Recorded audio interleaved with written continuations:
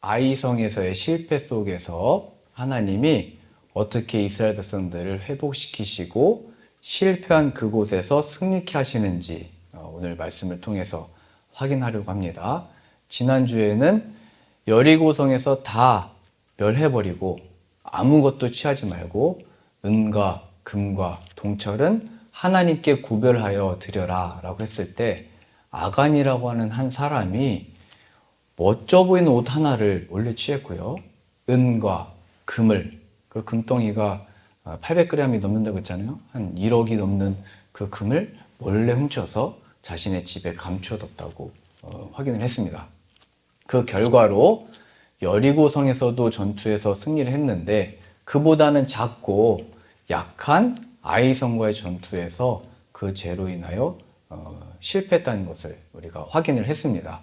그래서 우리가 왜 이렇게 작아 보이는 일들에서 더 큰 일도 다 겪었고 이겨왔는데 왜 작고 별거 아닌 것 같은 일에서 왜 자꾸 실패하고 마음이 어려워지고 기운이 빠지고 이 일에 있어서 힘든 일이 생기나, 그 원인을 우리가 다시 한번 확인을 하고 하나님이 그러한 우리의 상태에 있을 때 어떻게 회복시키시고 어떻게 다시 승리케 하시는지를 발견하고 하나님을 함께 찬양하게 되는 복된 시간이 되어지기를 소망합니다.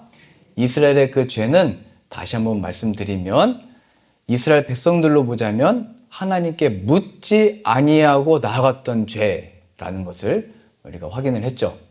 저 정도는 우리가 점령할 수 있으니까, 이 정도는 아무것도 아니니까, 내가 늘 하던 운전이니까, 내가 잘 아는 거니까 했다가 그 자만심으로 인하여 실패하고 어려운 일을 겪게 되었습니다. 그리고 그 근본적으로 아간이라고 하는 한 사람이 하나님이 하지 말라고 한 것을 범하여 취하여 이 온 백성들이 어려움을 겪게 되어진 것입니다. 이것은 첫 인류였던 아담과 하와가 지었던 죄와 똑같은 죄입니다. 아담과 하와에게 이 에덴 동산의 모든 것을 다 취하고 누려라 말씀하시면서 저 선악을 알게 하는 나무의 열매는 먹지 말아라 말씀하셨는데, 그때 뱀이 그 마귀의 존재가 하와에게 와서 하나님이 말씀하신 게 진짜냐, 그냥 먹어라, 먹으면 너의 눈이 밝아질 것이다, 지혜로워질 것이다, 하나님처럼 될 것이다, 그 말을 듣고 그러면 하와도 하나님께 물었어야 되겠죠. 뱀의 존재가 나에게 와서 이런저런 말을 했는데 그것이 맞습니까? 아니면 하나님의 말씀이 맞습니까? 이렇게 물어야 되는데 하와도 묻지 않은 것이죠.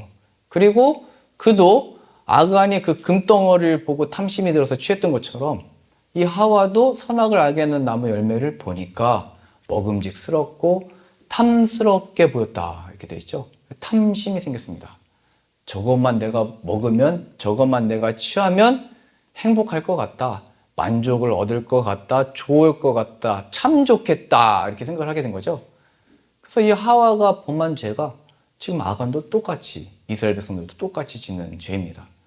그의 남편이었던 아담도 똑같이 자신의 아내가 와서 얘기한 거죠. 여보, 내가 이 선악을 알겠는 나무의 열매를 먹었는데 좋은 것 같아, 당신도 먹어봐.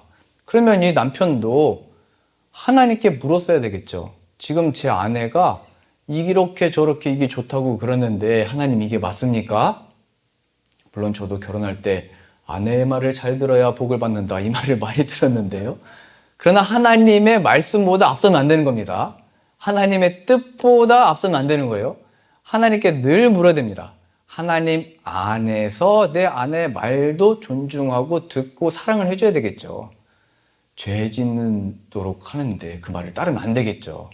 그러니까 아담도 똑같이 이 죄를 지은 겁니다. 아내의 말을 듣고 그 열매를 보니까 저것만 취하면 내가 기쁘겠구나, 내가 행복을 누리겠구나, 그 일로 인류가 노화와 질병과 사망의 권세에 종노릇하게 된 것입니다. 그리하여 이 죄가 그의 후손들이었던 지금 이스라엘과 여호수아와 백성들도 똑같은 죄가 있더라, 이걸 보여주신 겁니다. 우리가 얘기할 수 있죠. 아담과 하와가 지은 죄인데 왜 그 죄를 우리에게 물어서 우리도 이 죽음을 맛봐야 되는 겁니까? 이 고통을 왜 받습니까? 근데 너희에게도 그 죄가 똑같이 있다. 너희도 나에게 묻지 아니하고 너희도 너희 욕심에 따라 너희의 영광과 명예와 이름을 따라 너희가 왕이 되어서 너희가 너희 자신의 주인이 되어서 너도 살지 않느냐. 그것이 바로 너의 죄다. 말씀하신 겁니다. 그래서 우리가 작은 일들에 혹은 어떤 어려움들에 넘어지고 좌절하고 마음이 어려울 때 하나님 이길 힘을 주십시오. 이렇게 기도하면 안 되고요. 하나님 제가 지금까지 주님께 묻지 아니하고 또 제 안에 내가 나의 주인이 되어 살아갔습니다. 내가 나의 왕인 줄 알고 내 뜻대로 살아갔습니다.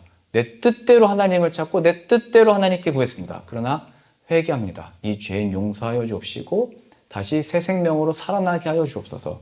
주님의 종이오니 주님의 뜻만이 성취되어지도록 역사하여 주옵소서. 기도해야 되는 것입니다. 사실은 이런 기도가요. 지금 하나님 앞에 나 잘못했습니다. 회개하고 이 개인적인 어떤 관계잖아요. 하나님과 나의 관계. 다른 사람은 모르는 관계. 또 오늘 본문의 말씀에서는 이 아간의 죄를 온 백성들 앞에 다 드러내게 됩니다. 그리고 이게 굉장히 중요한 것을 오늘 확인하려고 하거든요. 아니 내가 이게 창피하고 숨겨야 되고 이 죄는 숨기려고 하는 게 우리의 본성입니다. 우리가 신호 위반만 해도 누가 옆에 없나? 보다 그냥 지나가잖아요. 옆에 누군가가 있으면은 그것 때문에 쓰고 이렇게 합니다. 제가 예전에 명절날 버스를 타러 갔는데 그날 버스 그 티켓 팔 때 이렇게 아주머니가 얘기를 했어요. 좌석은 없으니까 빨리 가는 사람이 좌석 앉는 거라고. 그래가지고 그날마다 대전, 대구, 부산 이렇게 꽂힐 때마다 사람들이 막 달려가는 거예요. 거기 타려고. 그래서 저도 준비를 하고 있었습니다. 전 달리기 잘 뛰었거든요. 난 자리에 무조건 앉는다. 근데 달려가려고 하는 그 순간에 KBS에서 나온 거예요. 명절날 얼마나 이 버스 타는 이게 광경이 힘든지 어려운지, 얼마나 또 행복한 표정을 하는지. 근데 사람들이 뛰어가다가 원래는 버스 문이 좁잖아요. 그럼 3줄 정도 섰거든요. 근데 카메라가 되니까 한 줄로 일렬로 딱 쓰는 거예요. 이게 전국 방송으로 나가니까 잘못 보이면 안 되잖아요. 멋진 모습으로. 저도 달리려고 하다가 느긋하게 걸어갔습니다. 그러니까 늘 이게 하나님 앞에 있는 나의 삶이라는 것을 알아야 되죠. 하나님 앞에 있는 이 죄. 근데 문제는 이 죄를 그냥 고백하고 용서받고 하나님 저 용서받았습니다. 감사합니다. 하나님의 은혜가 가득합니다. 이렇게 하면 좋은데 아간의 죄처럼 모든 백성들 앞에 다 드러나게 합니다. 특별히 하나님의 택하신 방법으로 그 한 100만 명이 넘는 사람들 중에 제비를 뽑았잖아요. 12지파 중에 한 지파를 뽑고 그 중에서 족속을 뽑고 그 중에 가정을 뽑고 그 남자들 중에 한 사람을 또 뽑아 4번을 뽑았습니다. 아간이라는 한 사람을 뽑아내십니다. 그리고 그 사람이 바로 하나님께 범죄한 사람이라는 사실을 온 백성들로 보게 했습니다. 그러니까 이게 뭘 보여주냐면요. 우리의 죄는 감출 수도 없고 하나님이 다 아시고 또 이것을 다 드러내신다. 그래서 성경의 인물들도 잘한 것, 착한 일 한 것, 진실된 것, 믿음의 길만 걸은 것을 기록한 게 아니라 그들의 온갖 죄가 다 기록된 것입니다. 그들의 모든 잘못과 하나님께 묻지 아니하고 자신이 왕인 것처럼 살아갔던 모든 허다한 죄들이 다 기록된 것입니다. 믿음의 조상이라고 했던 아브라함부터 시작해서 우리가 잘 아는 다윗도 그의 간음과 살인한 죄, 왕 정도 되면 그 이름이 기록될 때 안 좋은 건 다 빼버려라. 나의 이 역사에 그런 치부는 없애야 된다. 실수한 거, 잘못한 거 기록되지 않도록 왕이니까 명령해서 그렇게 기록하라고 할 수 있잖아요. 그런데도 계속 적혀 있습니다. 했던 일들이 반복되어져서 다윗의 이야기는요. 그 죄가 여기도 적혀 있고 저기도 적혀 있고 신약에도 적혀 있고 다 계속 기록되어 있습니다. 그 이유는 하나님이 우리의 이 잘못과 죄들도 사용하셔서 하나님이 어떤 분이신지를 나타내신다는 사실입니다. 그래서 우리가 신앙 고백을 할 때 나 무슨 경험이 있습니다. 무슨 체험이 있습니다. 하나님이 함께 계심에 놀라운 치유가 있었습니다. 이게 간증이 아니고요. 나는 하나님이 없이 생각하고 하나님께 묻지 않고 판단하고 결정하면서 살아왔고요. 또 하나님의 뜻대로 행하지 않고 내 욕심에 따라 내가 이루고자 하는 꿈에 따라 살아왔는데 이러한 나도 하나님이 불쌍히 여겨주셔서 찾아오셨습니다. 예수님을 나에게 보내주셔서 이 죄에서 구원하셨습니다. 이것이 간증이 되는 것입니다. 그 예수님을 알고 내 죄가 무엇인지를 발견하게 되고 고백하게 되는 것. 그래서 그 죄가 뭐 얼마나 큰지 작은지 성경에서는 하나님께는 문제가 되지 않습니다. 다윗이 했던 것처럼 간음과 살인의 죄도 용서하시는 하나님이십니다. 중요한 것은 어떤 죄의 종류가 아니고 그 모든 죄들의 근원이 바로 하나님께 묻지 아니하고 하나님이 없이 자신이 주인이 되어 살아가는 그 결과가 바로 이런 죄의 삶입니다. 그런 의미에서 우리의 과거의 모든 죄들은 다 쓸모없거나 다 이렇게 뭐 가려야 되거나 없어져야 되는 일들이 아니고 또 우리도 거기에 매여 있잖아요. 아, 과거에 그런 잘못을 하지 말았어야 되는데 그런 실수도 하지 말았어야 되는데 내가 그런 죄를 지어서 내가 지금 이런 어려움을 당하고 있나 했던 모든 것들에서 하나님은 다 드러내셔서 그것을 간증으로 삼아 회복해 하시고 자유케 하시고 매였던 모든 것에서 그 모든 것들을 하나님이 간증의 도구로 사용하실 수 있구나 나타내 보이시는 거예요. 그래서 구약의 모든 인물들의 치부와 실수와 잘못과 죄들이 다 기록되어져 있는 것입니다. 그러니 우리가 이 교회에 모인 성도들을 바라볼 때요, 완벽한 사람을 기대하지도 말고요, 완벽하라고 말을 해도 안 되고요, 율법적으로 이거 잘못했다 저거 잘못했다 말하면 이 은혜가 무엇인지를 모르는 겁니다. 우리의 모든 것을 사용하셔서 하나님이 어떤 분이신지를 나타내는 것입니다.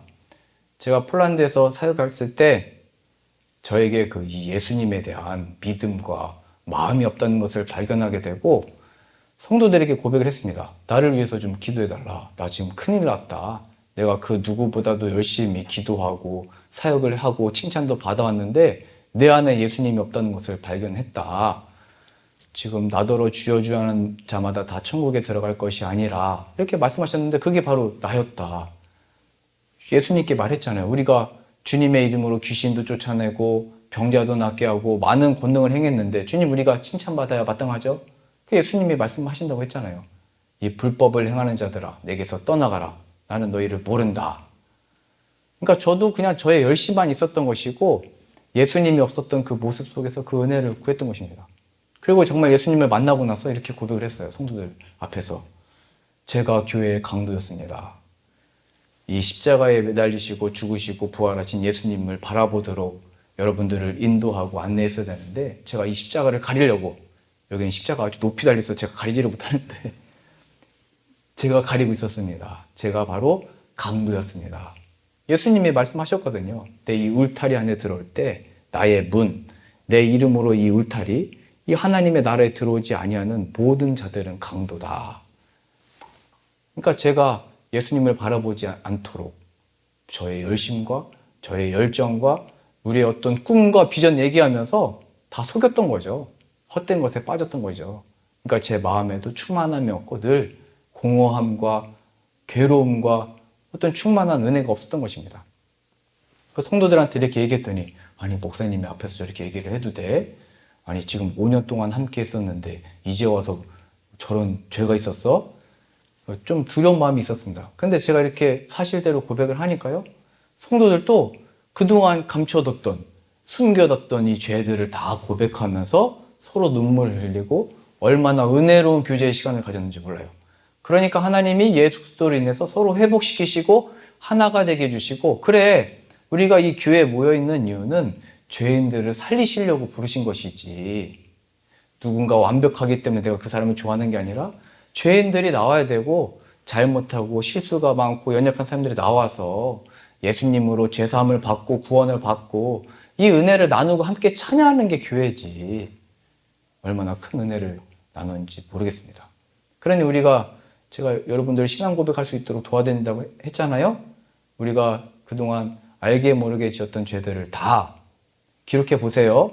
물론 그 낯뜨거운 죄들을 다 말하라는 게 아니고 그 죄들이 무엇으로부터 비롯된 건지 하나님께 묻지 아니하고 하나님이 없이 내가 나의 주인이 되어 왕이 되어 살아간 결과들이었다는 것을 스스로도 확인을 하고 그러한 고백과 그러한 우리들도 끝까지 사랑하셔서 찾아오신 예수 그리스도를 고백하면 그것이 아주 훌륭하고 복되게 쓰임받는 간증이 되는 것입니다.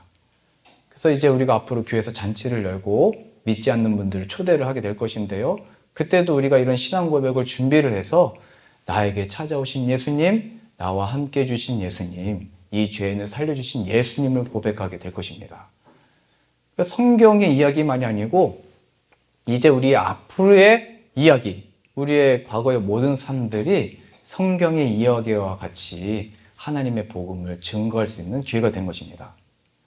우리가 지금까지 성경을 많이 읽었는데 또 많이 이렇게 필사도 하고 암송도 많이 했는데 왜 나에게는 더 이상 어떤 감동이나 은혜들이 없을까? 왜 어떤 뜨거움이 없을까? 이런 고민이 있을 수 있습니다.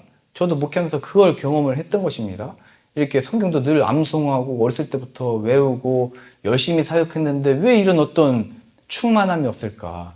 그것은 바로 그 은혜가 하나님의 때에 있는 것이고 바로 우리가 그냥 묵혀뒀던 난 죄사함 받았으니까 더 이상 뭐 확인할 것도 없고 생각할 것도 없어 라고 했던 그 죄를 다 드러내게 하셔서 하나님의 구원의 복음의 전파의 도구로 삼으신다는 것을 기억하실 수 있기를 바랍니다. 이러한 신앙 고백은요, 우리가 생각도 하고 싶지 않고 보고 싶지 않았던 그 과거를 상처가 됐던 것들로 하나님이 자유케 하시는 역사가 된 것입니다.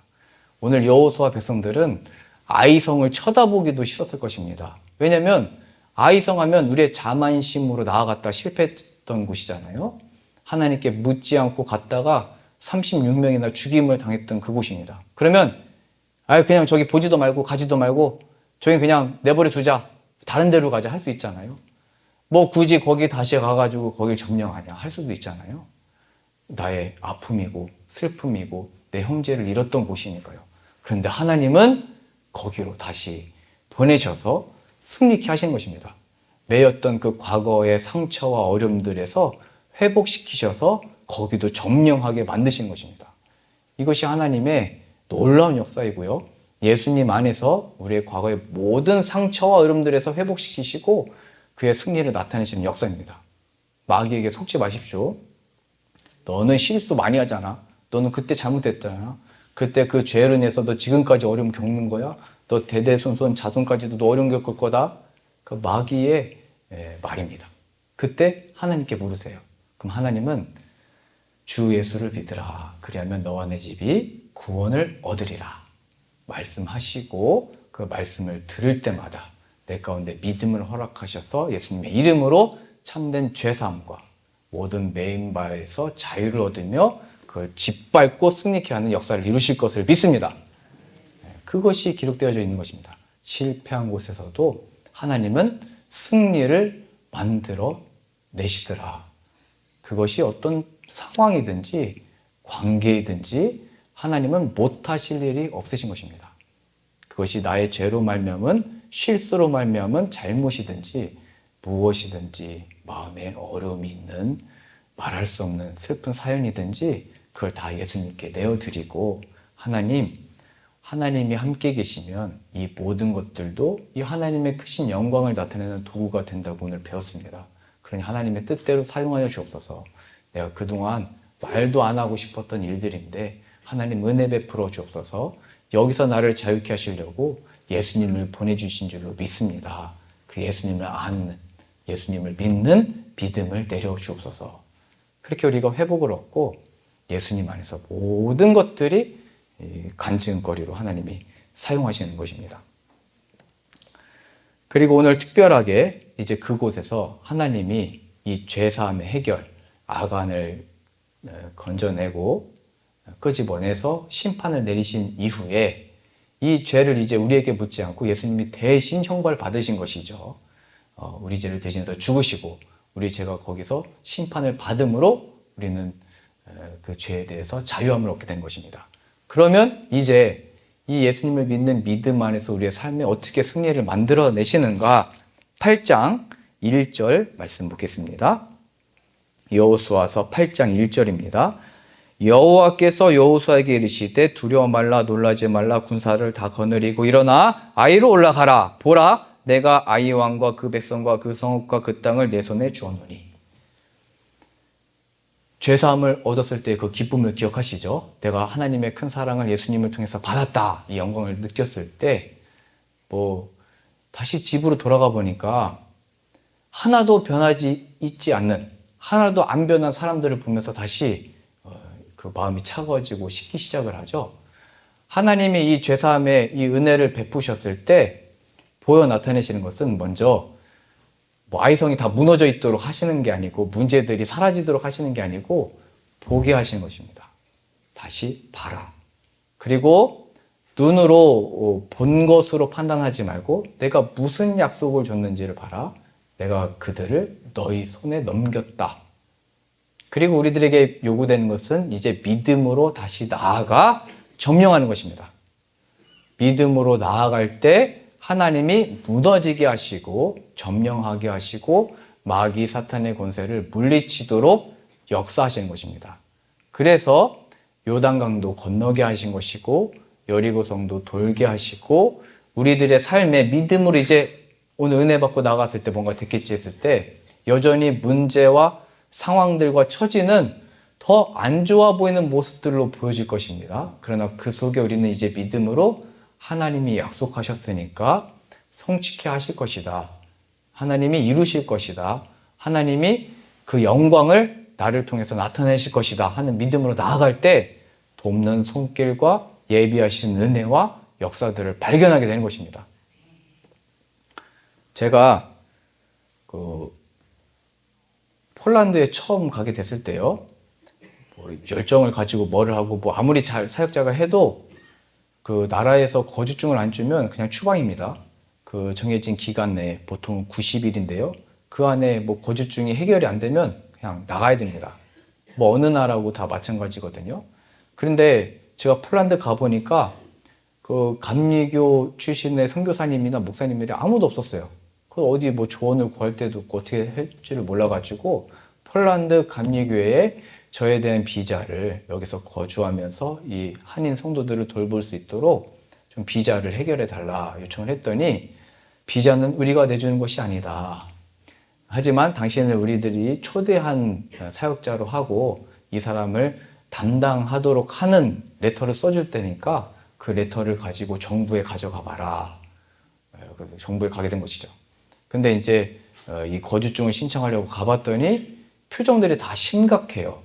왜냐면 유럽에 있는 나라들은 난민들이 많고 이 나라로 와서 살고 싶어하는 사람들이 있기 때문에 이게 막 주질 않습니다. 굉장히 시간도 6개월, 1년 걸려서 받는 사람들도 있고 뭔가 3개월 안에 무슨 이게 이 사람이 있을 것인지 아닐 것인지 결정이 돼야 되는데 이게 1년이나 걸리니까 다들 긴장하고 인터뷰를 할 때도 잘 뭐 이게 패스가 돼야 거주증이 나와 여기서 지낼 수 있으니까요. 그러니까 저도 굉장히 긴장을 했습니다. 뭐 우리가 경찰서만 가봐도 긴장을 하잖아요. 경찰차가 앞에 지나가면 막 잘못한 게 떠오르고 역시 여러분들은 잘못한 게 없어가지고 경찰이 있든지 뭐 누가 있든지 상관이 없죠. 저는 잘못한 게 많아가지고 그러니까 이 정부 앞에 서니까 내가 여기서 잘못했던 거 이게 다 들키면 어떡하지 마음도 들고 여하튼 그 담당자가 이제 인터뷰할 때 말을 잘해야 되거든요. 내가 여기 폴란드에 왜 있으려고 하는 건지, 뭐를 하려고 하는 건지 이런 설명들을 해야 되는데 뭐 폴란드 말도 모르겠고 이 사람들의 문화가 돈을 줘야 되는 건지 아니면 뭐 어떻게 해야 되는 건지 뭘 모르겠더라고요. 그래서 제 마음 가운데 난 폴란드 너무 좋다고 폴란드 사람들 만나보니까 너무 사랑스럽고 나도 이 폴란드 사랑한다고 뭐 이런 식으로 얘기했어요. 너무 긴장하다 보니까 그냥 아무 말이 막 나온 거예요. 그러더니 그 사람이 저를 이상하게 쳐다봐요. 그래서 제 마음속에 안 됐다, 잘못됐다, 큰일 났다, 끝났다 이런 생각 들었습니다. 근데 그 사람이 저를 이렇게 보더니 이런 말을 합니다. 우리는 가족입니다. 물론 한국말로 얘기 안 했습니다. We are family. 영어로 얘기했습니다. 우리는 가족이라고 그런 말을 하는 거예요. 그래가지고 이게 또 무슨 말인가 그랬더니 이 사람이 저의 이력을 보더니 이게 목회자고 여기서 이제 사역하는 사람이고 그때는 아직 전도사였거든요. 전도사로서 영혼들을 돌보는 사람이라는 이런 걸 보고 이런 얘기를 하는 거예요. 나도 교회를 다닌다고. 그래서 우리는 가족이라고 그런 얘기를 저한테 하는 거예요. 그래서 제가 굉장히 얼굴이 뜨거워졌습니다. 왜냐면 저는 어떻게 하면 세상적으로 잘 보일까, 어떻게 하면 비자를 좀 얻어볼까 이런 마음이었는데 오히려 이 사람은 자신의 신앙을 얘기하면서 우리 가족이니까 또 이 영혼을 돌보는 일은 그냥 일이 아니니까 하나님의 종이구나 하면서 도장을 찍어준 겁니다. 그래서 제가 깨달았어요. 그냥 전도사라고 할 걸. 그냥 주의 종이라고 할 걸. 괜히 긴장하고 괜히 염려하다가 이게 뭐냐. 그러니까 하나님은 성은아 봐라. 내가 지금 말씀이 필요하다고 해서 나를 전하고 가르치기 위해서 함께 예배하기 위해서 이 자리에 왔잖아. 그러면은 너의 존재가 난 하나님을 예배하러 왔다고. 주의 이 종들을, 성도들을 돌보기 위해서 왔다고. 말씀을 가르치기 위해서 왔다고 얘기하면 되는데 왜 세상적으로 머리를 쓰려고 하냐. 왜 내 지혜로 하려고 하냐. 봐라. 이미 너에게 넘긴 것이다. 그러니까 가라. 이 말씀을 깨닫게 해주신 것입니다. 그러니까 걱정하지 말고 염려하지 말고 사람들 다 두려워하고 있을 때 믿음으로 나아가라는 거예요. 하나님의 복음을 가지고 나아가면. 그래서 말씀하신 거잖아요. 먼저 그의 나라와 의를 구하라. 그리하면 이 모든 것을 너에게 더하시리라. 염려하고 걱정하는 것 때문에 뭐 못한다 이렇게 말하지 말고 믿음으로 나아가라. 그러면 내가 이룰 것이다. 그것을 배웠던 것 같아요. 하나님의 나라는 하나님의 뜻이죠. 우리가 약속 받았으니까 나가면 되는 것입니다. 그의 나라와 그의 의. 그의 의는 관계를 의미하는 거거든요. 하나님과의 관계, 바른 관계, 의. 예수 그리스도 안에서 그 관계가 회복되어진 사람은 하나님이 어떤 상황을 내게 주셨든지 어떤 방식을 지금 나에게 말씀하시든지 어떤 뜻대로 말씀하시든지 그 관계 때문에 신뢰함으로 그냥 나아가게 되는 것입니다. 그 신뢰 때문에 요단강을 발로 물로 밟는 것이고 요단강을 그냥 도는 것입니다. 그래서 그냥 한국에 제가 와버렸잖아요. 여러분도 저를 그렇게 그냥 누군지도 모르고 그냥 받아주셨잖아요. 그러니까 하나님의 이 역사는 봐라. 너희들의 눈에 보기에는 작은 자요, 모르는 자요, 이게 어떻게 되겠냐 하는 상황. 이스라엘 백성들아, 너희가 보기에는 상처받았던 곳이요, 실패했던 곳이요, 안 되는 곳이요. 한번 실패를 경험하면 다시 가는 게 어렵거든요. 일어서는 게 어렵잖아요. 그러나 봐라. 내가 어떻게 무너뜨리는지, 어떻게 점령시키는지 이룰 것이다. 그러니 믿음으로 다시 나아가라. 그래서 제가 그런 담대함으로 목회를 처음부터 잘 시작을 할 수 있었습니다. 믿음으로 담대히 나갈 때마다 하나님 역사하시고 이루셨습니다. 2절 말씀 보겠습니다. 8장 2절입니다. 너는 여리고와 그 왕에게 행한 것 같이 아이와 그 왕에게 행하되 오직 거기서 탈취할 물건과 가축은 스스로 취하라. 너는 성뒤에 복병할지니라. 그래서 그 성을 어떻게 점령할 것인지 구체적인 방법까지도 알려주셨습니다. 이 지혜죠. 매복해 있다가 너희들이 쳐들어갔다가 도망쳐서 그들이 나올 때 성문이 열려있지 않니? 그러니 매복했던 사람들, 숨어있던 사람들 들어가서 점령해라. 방법까지 다 알려주십니다. 그리고 이번에는 거기 있는 거 다 불태우거나 태우지 말고 다 취해라. 언제는 이렇게 하라고, 언제는 저렇게 하라고. 근데 하나님이 말씀하시는 대로 하는 것이 제일 좋은 것입니다. 상황이 늘 똑같아야 될 이유가 없고 방법이 늘 똑같아야 될 필요가 없습니다. 늘 하나님이 주신 마음에 따라, 지혜에 따라 하면 되는 거예요. 제가 이러한 지혜로서 이런 간증을 이제 폴란드 목회에서 했던 거예요. 아니, 내가 사실은 부끄럽게도 이 목회자였다는 사실을 감췄었다. 어떤 해를 당할지도 모르고 또 기독교에 대해서 안 좋게 사람이었으면은 당신 여기서 추방입니다. 이렇게 할 수도 있잖아요.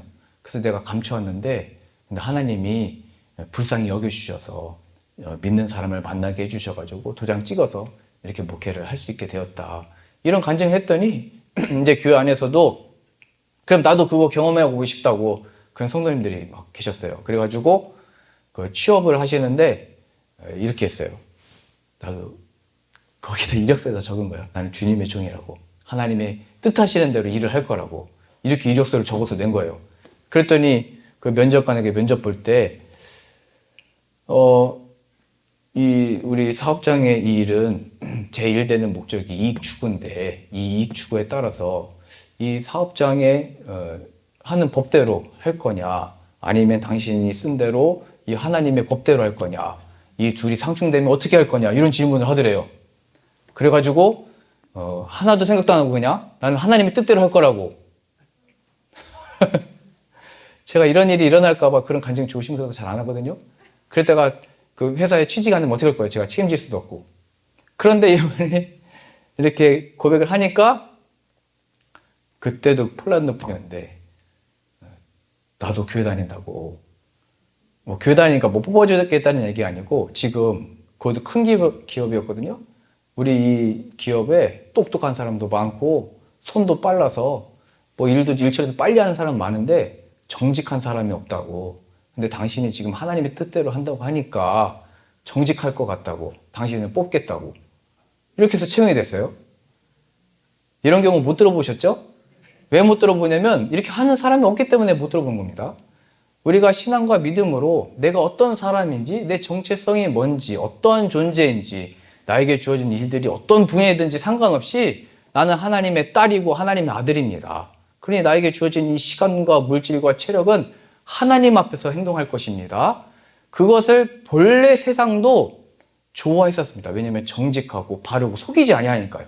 그런데 지금은 아무도 못 믿죠. 그러니까 우리도 그 말을 못하는 거예요. 왜냐하면 내 과거의 어떤 죄와 잘못과 나를 아니까. 그러나 하나님 앞에 이 참된 죄사함과 거룩함과 하나님과의 관계가 이루어져서 나가는 사람들은 그 말을 하고 고백을 하고 기록을 할 때 하나님이 정말 예비하신 만남을 허락하시는 거고요. 그것을 사용하셔서 하나님이 어떤 분이시를 간증하도록 역사하시는 것입니다. 그러니 부끄러워하지 말고 걱정하지 말고 염려하지 말고 고백을 하세요. 그리고 하나님께 그렇게 구하세요. 그러면 정말로 나를 위해주는 친구들이 생겨나게 되고요. 정말로 나를 돕는 자들이 생겨나게 됩니다. 물론 이 고백으로 원수가 되는 사람도 나오거든요. 근데 그 걱정하지 말아라. 정말로 너의 친구를 내가 보내줄 거다. 그걸 경험하게 되어지는 것입니다. 그러니 우리들에게 주어지는 모든 삶 가운데 하나님 거기 다시 가라고요? 나는 그거 생각도 하기 싫은데요. 나는 거기 감추어두고 싶었는데요. 그러나 하나님은 거기 다시 서게 하셔서 우리로 하여금 죄 해결을 이루게 하시고 그걸 점령케 하셔서 하나님이 어떤 분이신지를 나타내실 것입니다. 그러니 우리가 어떠한 삶을 살아왔든지 어떠한 삶을 살고 있든지 예수님이 필요합니다. 그 예수님 앞에 쓰니 나의 죄가 다 드러납니다. 그러나 이 모든 것을 아셨는데도 불구하고 예수님을 보내주셨으니 나로 하여금 죄사함과 회복과 은혜를 허락하셔서 나를 사용하여 주옵소서. 다윗도 쓰신 하나님이 나를 못 쓰시겠습니까? 아브라함도 택하신 하나님이 나를 택하셨으니 하나님의 뜻대로 사용하여 주옵소서. 주님의 종이오니 늘 하나님께 묻고 하나님이 원하시는 대로 우리의 삶을 드릴 때 하나님이 능히 역사하실 줄로 믿습니다. 그 승리의 길을 걷게 되는 저 여러분들 다 되실 수 있기를 소망합니다.